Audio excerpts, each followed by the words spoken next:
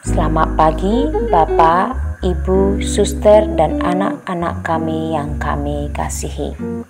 Sebelum memulai aktivitas kita, marilah kita awali dengan ibadat singkat. Marilah berdoa. Dalam nama Bapa dan Putra dan Roh Kudus. Amin.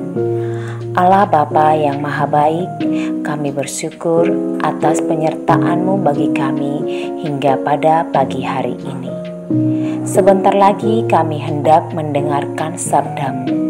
Bukalah telinga dan hati kami untuk mendengar sabda-Mu. Terangi hati kami untuk memahami sabda-Mu. Bantu kami ya Bapa, agar kami mampu mengamalkan sabda-Mu dalam hidup kami sehari-hari. Demi Kristus Tuhan kami. Amin. Dalam nama Bapa dan Putra dan Roh Kudus. Amin. Markus 4 ayat 1-20. Perumpamaan tentang seorang penabur. Pada suatu kali Yesus mulai pula mengajar di tepi danau. Maka datanglah orang banyak yang sangat besar jumlahnya mengerumuni dia, sehingga ia naik ke sebuah perahu yang sedang berlabuh, lalu duduk di situ. Sedangkan semua orang banyak itu di darat di tepi danau itu. Dan ia mengajarkan banyak hal dalam perumpamaan kepada mereka. Dalam ajarannya itu ia berkata kepada mereka, "Dengarlah, ada seorang penabur keluar untuk menabur. Pada waktu ia menabur, sebagian benih itu jatuh di pinggir jalan. Lalu datanglah burung dan memakannya sampai habis. Sebagian jatuh di tanah yang berbatu-batu, yang tidak banyak tanahnya. Lalu benih itu pun segera tumbuh karena tanahnya tipis. Tetapi sesudah matahari terbit, layulah ia dan menjadi kering karena tidak berakar. Sebagian lagi jatuh di tengah semak duri. Lalu makin besarlah semak itu dan menghimpitnya sampai mati, sehingga ia tidak berbuah. Dan sebagian jatuh di tanah yang baik. Ia tumbuh dengan suburnya dan berbuah.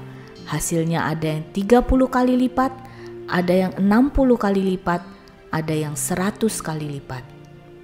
Dan katanya, "Siapa mempunyai telinga untuk mendengar, hendaklah ia mendengar."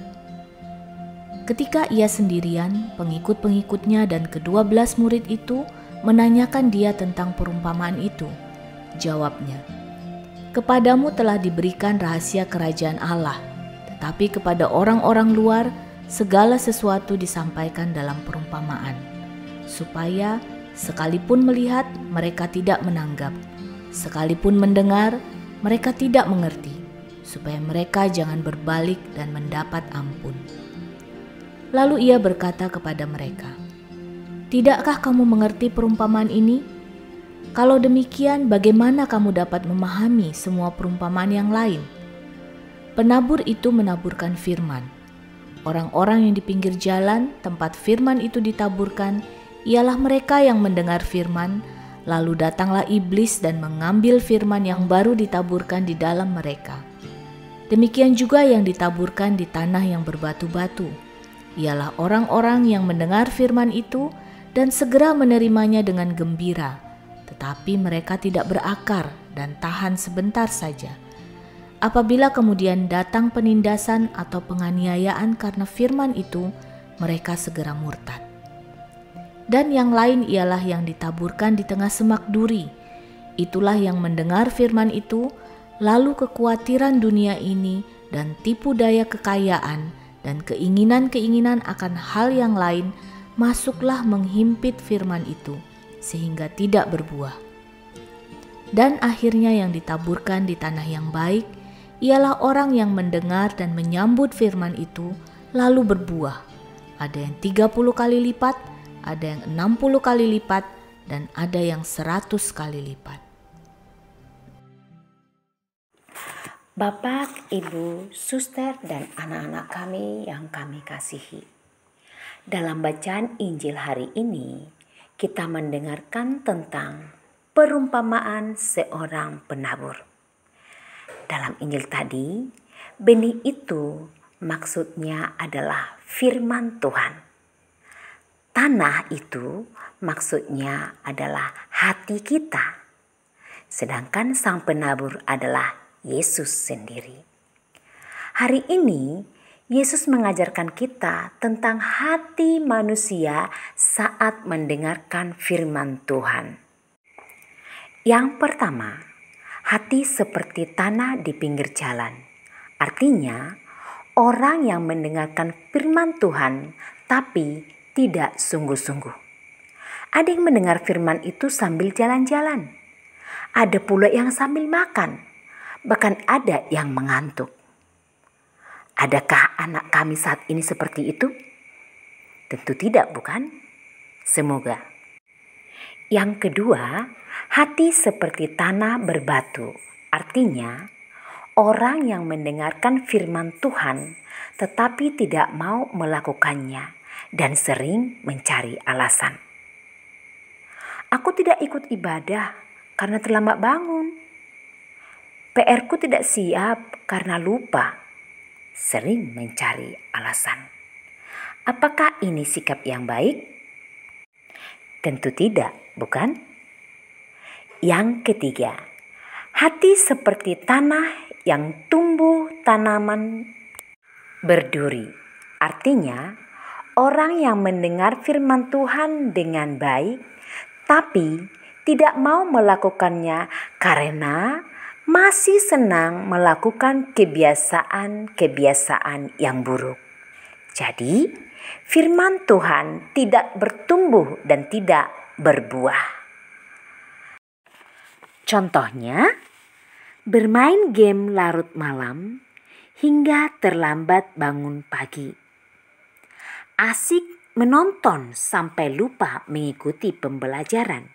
Menunda-nunda tugas atau PR. Bermalas-malasan. Tidak mau berubah, padahal sudah berulang kali diingatkan orang tua dan guru. Apakah ini sikap yang baik? Yang keempat, hati seperti tanah yang baik. Artinya, orang yang mendengar firman Tuhan dengan baik, memahami, mengingatnya, lalu berusaha melakukannya. Sebagai contohnya adalah orang yang rajin membaca kitab suci, merenungkannya, dan melakukan firman Tuhan itu dalam hidup sehari-hari. Dari keempat poin tadi, tanah hati yang mana yang Tuhan Yesus suka? Benar, tanah yang baik. Jadi, seperti apakah hati kamu waktu mendengarkan firman Tuhan? Bapak, Ibu, Suster, dan anak-anak kami yang kami kasihi, marilah hati kita seperti tanah yang baik, sehingga benih firman Tuhan tumbuh, berakar, dan berbuah banyak. Amin. Marilah kita berdoa dalam nama Bapa dan Putra dan Roh Kudus. Amin. Ya Allah Bapa kami bersyukur pagi hari ini kami sudah mendengarkan sebagian dari firman-Mu. Biarlah firman-Mu ini tertanam di hati kami masing-masing.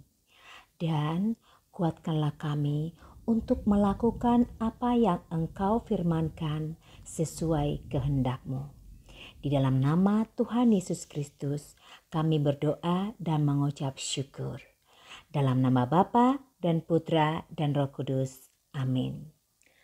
Bapa, Ibu, Suster, dan anak-anak kami yang kami kasihi, selamat beraktivitas, salam sehat, salam Imago Dei.